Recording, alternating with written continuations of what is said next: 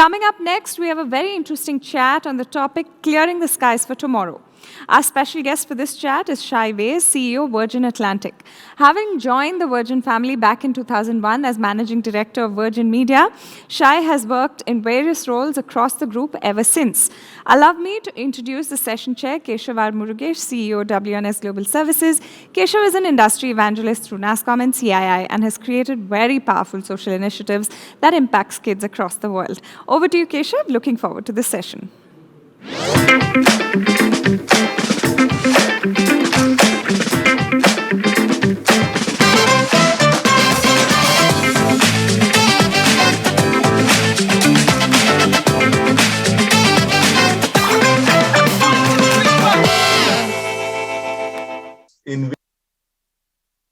Thank you, Shreya. So when he established the Virgin Green Fund in 2007, was he 10 years late, as he thought back then?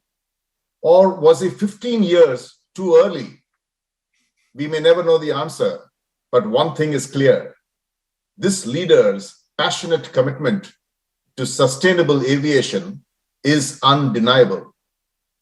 Statistics show that the global aviation industry produces around 2% of all human-induced CO2 emissions. For some, this 2% may be totally insignificant. But for this leader, it is 2% too much. Aviation is the poster child for climate change, he says, and with purpose-filled reason. Meet Shai Weiss, CEO at Virgin Atlantic and Executive Director of the Virgin Atlantic Board, who has consistently walked the talk on making the clouds cleaner and clearer. I would like to congratulate Shai on his recent addition in the British Prime Minister's Business Council for 2022. Welcome, Shai, to this fireside chat. We have a large virtual audience glued to hear your perspective. So let us now have you doing the talking. I have a few questions for you. So let's start with this one. How did the stress of reduced capacity and productivity during a global pandemic relate to your noble goals of keeping the skies clean? Could you give us a brief kind of an update on how Virgin Atlantic managed the crisis as well as your legacy? Yeah, so first of all, thank you for having me. Second time with NASSCOM. So, next time in person also, hopefully.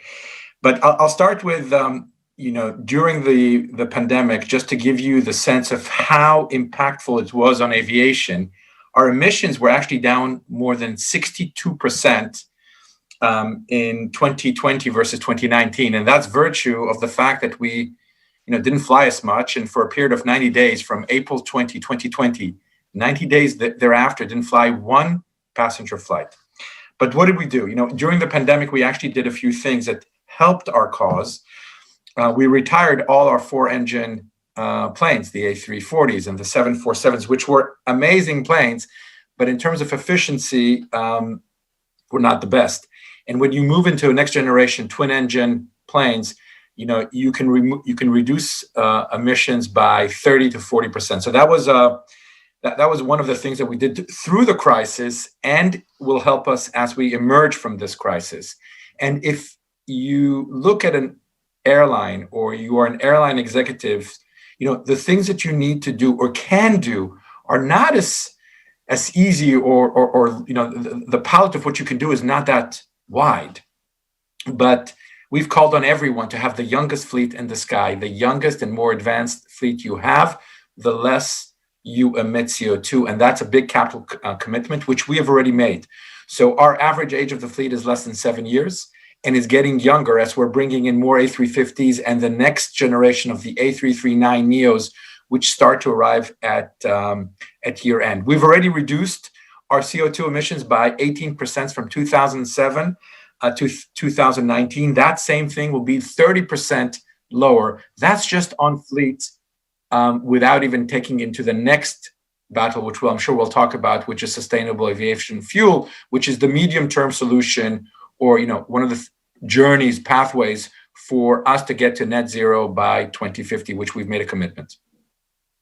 That's really amazing and inspiring, Shai. And I'm sure many of us in the audience will look forward to getting on some of those new aircraft that you spoke about, and relaxing on those planes in addition to your lounges. Well, you've always spoken about radical collaboration being the name of the game in the move towards sustainability. With IATA now targeting net zero carbon emissions by 2050, on behalf of the members, how can airlines influence the different stakeholders, the oil majors, the financiers, the scientists, the engineers, and the policymakers to all come together? Isn't it amazing that even in the question itself, we see the complexity of the situation, that it's such a multi-party problem. If you have this type of a problem, I believe that collaboration is the only way to go, especially if you run what I would call as a medium-sized airline. We're not the largest in the world, and we don't have infinite amount of talent or capital at our disposal. But if we lead the way in collaboration with partners, competitors, industry, governments, and of course the wider public, we have a better chance. In October last year, we issued our manifesto about sustainability. It was our line in the sand. And in that, we said that we are facing the largest challenge of our generation is ahead of us. We were in the midst of the pandemic, and of course, it was devastating to the lives and livelihoods of many. But in retrospect, I believe we will see it as an episode that we got out of. But what is ahead of us is a much bigger challenge, which is combating and reversing climate change. In order to do that, we need collaboration. And we're basically building coalitions of the willing, whether it is our suppliers, our partners, as I mentioned, our competitors. And it's really focused on regaining technology and technology innovation to find solutions for the industry's commitment to get to net zero by 2050.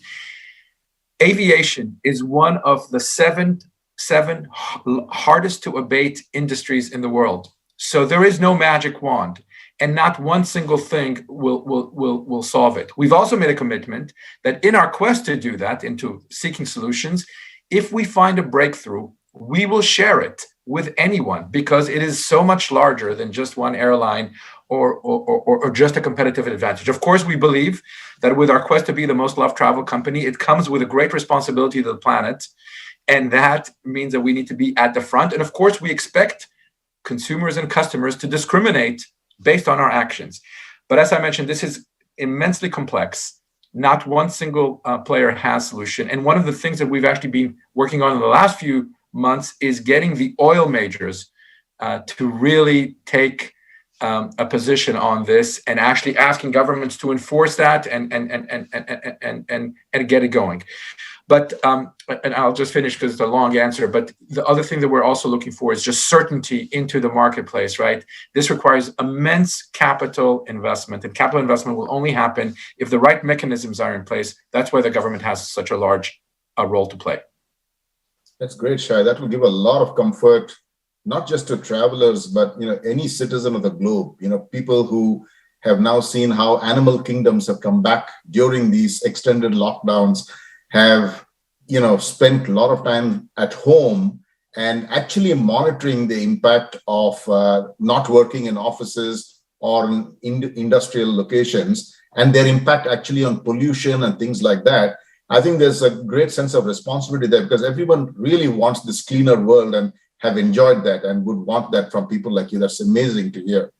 Well, my next question, one of the three things you say airlines should do is to move to sustainable aviation. Virgin Atlantic has a target of 10% for SAF by 2030. What will it take to achieve this now? That's a heck of a lot of effort and some breakthroughs. But actually yesterday, we announced that we are acquiring 2,000 metric tons of sustainable aviation fuel from our partner, Neste. And I want to use this as an opportunity just to show the scale of the solution and the scale of the problem. I'll start with the problem. So 2,000 metric tons sounds like a lot. It will fuel only 140 flights from London Heathrow to JFK. It represents 0.5% of our fuel consumption in 2022. And you say, why bother? We bother because it's a first step in proving and testing that this thing can actually work in terms of the supply chain. How do we price it? Who's going to share in the premium? This fuel is expensive. It's going to cost between 3 to 7 times the normal fuel that, the jet fuel that we buy out of fossil fuel. And this is only to get to 10% by 2030, which is on path for a net zero. We have to scale up by 70 times this amount to achieve our goals of 2030. And we have to do this year in, year out. So it's a very small baby step, but it's a necessary step. And it shows that we're taking it seriously. It's going to allow us to have conversations with corporations. Many are in the audience today, and tell them that we want them to participate with us in buying this fuel and the premium that it commands, so that we can all do a better job and have guilt-free travel, because we know that travel is essential for businesses around the world. The last 2 years have only emphasized that need. So small scale technology innovation, every country should think about what they need to do for sustainable aviation fuel. It is a massive step forward, but it only, as I mentioned, solves a part of the equation. We have to do so much more. New fleet, sustainable aviation fuel, and the third component being, gold standard offsets for the remainder that will come. And then maybe in 20 to 30 years, we'll have next generation planes, which may be fueled on hydrogen or other new technologies. That's amazing. Let's move to the technology side now. I find Virgin Atlantic's initiatives in the area of direct air capture of CO2, are very, very exciting. Now, this calls for technology innovation, and I've read all over that you are working with partners for this mission. Can you elaborate a little bit about this? Yeah, and I'll pick one topic about further innovation. So we've just explained that sustainable aviation fuel is one of the pathways to a net zero future for aviation. But I also explained that we need 100 times or 100x scale up just to get to the 10% that we've targeted for 2030. So just having a singular approach will not work. So one of the things that we're working with is capture of CO2 out of the air, and then using that as a form of creating hydrogen, which then can be reformed into jet fuel. Again, the complexity is huge. Technology innovation required. Scale-up risk is there. Capital needs to flow, and knowing that there is a price. But we believe that what is called third generation sustainable aviation fuel, so not using biofuels and other known pathways, may be the breakthrough that we're all looking for. We're working with a few companies. Storeja is one of them that we have a partnership with. Part of it is just taking their CO2 that they capture, and then of course, as I mentioned, putting it into the pathway to create a sustainable aviation fuel. This is advancing. There's been rapid progress, and indeed you mentioned in your preamble that I was doing this in 2007, and I know the answer. I was 15 years too early. There's no question about it. So I wasn't too late, just too early in terms of financial investing. But there is a future here, but it's not linear. It's going to require innovation, scientific breakthrough, and a lot of risk-taking by governments, airlines, people, capital, financiers to get to the promised land, which we must do. Again, the goal is a noble one: guilt-free travel. The impact of sustainable aviation, you keep talking about this, it lies in essentially being both financially sound as well as environmentally savvy, right?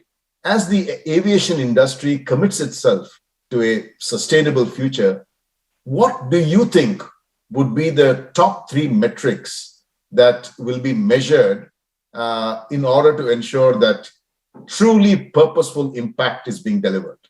It's a fantastic question, and I think every executive always thinks how do you measure the success of your actions, and you need to define the measures in advance. In retrospect, I can tell you what it meant. So I'll try and give you my perspective on it, and I'm starting with our vision. Our vision is to be the most loved travel company. And how do you know that you're the most loved travel company? You just need to ask consumers. And I know that consumers, passengers, our loyal customers discriminate and will continue to discriminate airlines based on their efforts to combat global warming. It may not be entirely mainstream today, but it will become mainstream. So most loved unites us in taking action. Second, I talked about aircraft. So the age of your fleet and the percentage of your fleet, which is next generation fleet, so twin engines, highest technology or newest technology, which with the new engines, as I mentioned, 20 to 30 to 40% reduction versus the previous generation.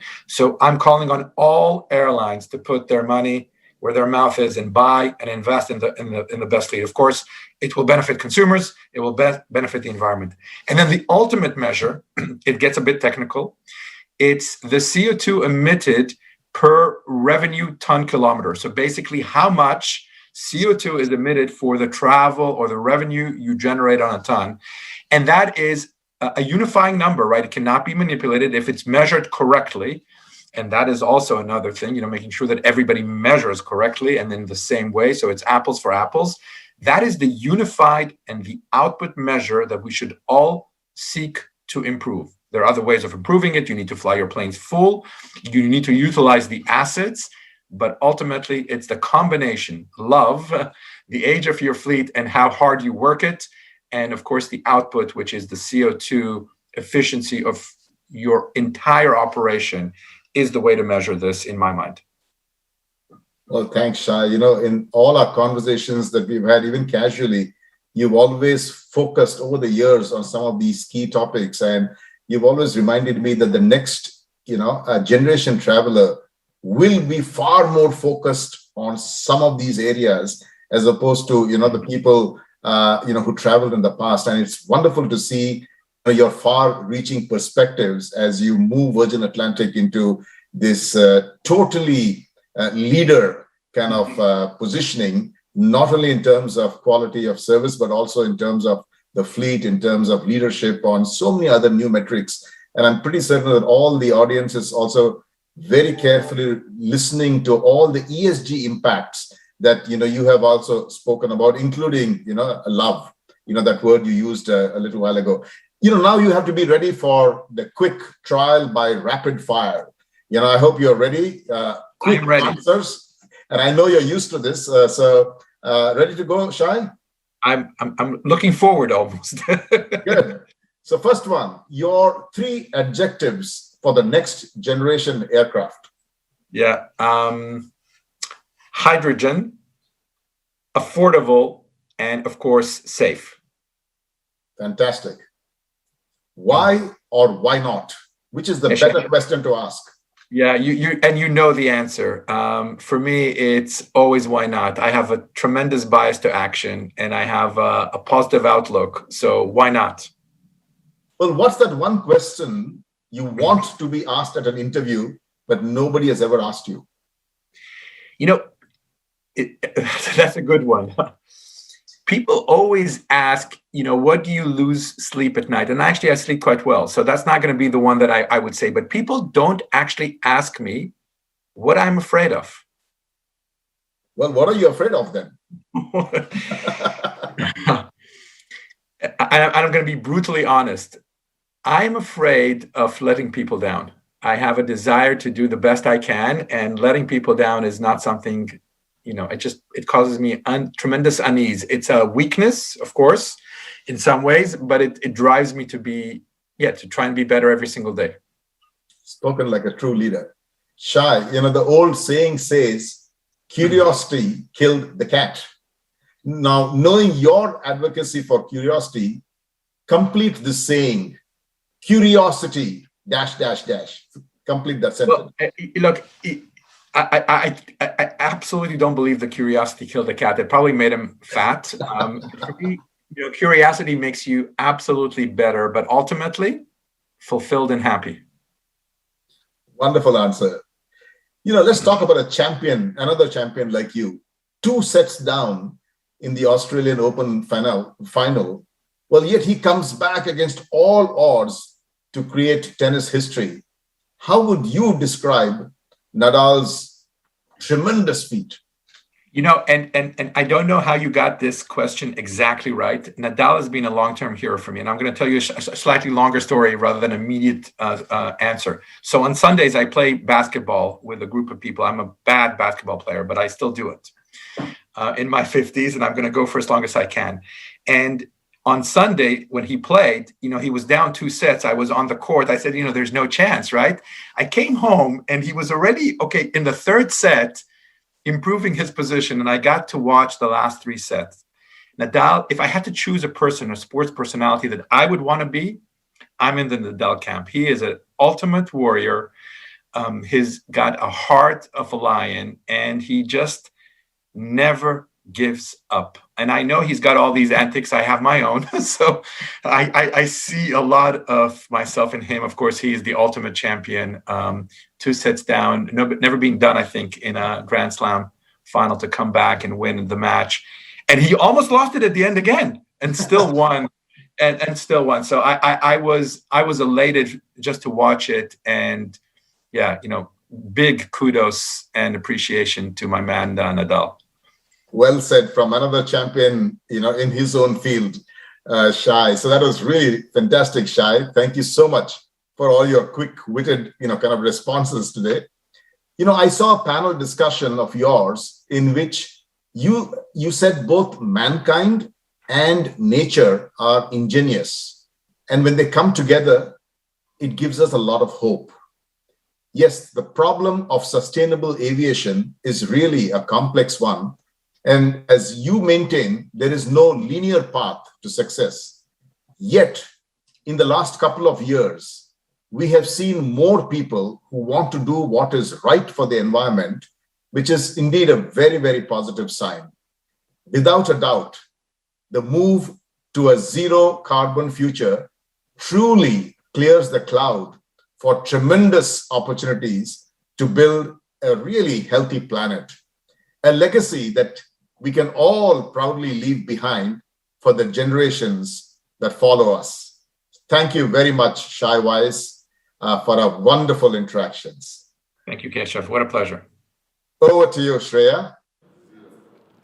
Thank you, Keshav and Shai, for those takeaways on sustainable measures. There's a lot there as well to understand in terms of how all of these come together. And for giving us the need to have an eye on our skies. Statistically, it shows that the global aviation industry produces 2% of all human-induced CO2 emissions. But is 2% too much? Airlines need to influence different stakeholders to come together and for clearing the skies. And like Shai said, if we lead the way in collaboration with partners, competitors, industry, government, and the wider public, we surely have a better chance. The younger planes, the lesser carbon dioxide we emit. The pandemic helped the cause as they retired 4 of their planes to twin engine to help reduce emissions by 30 to 40%.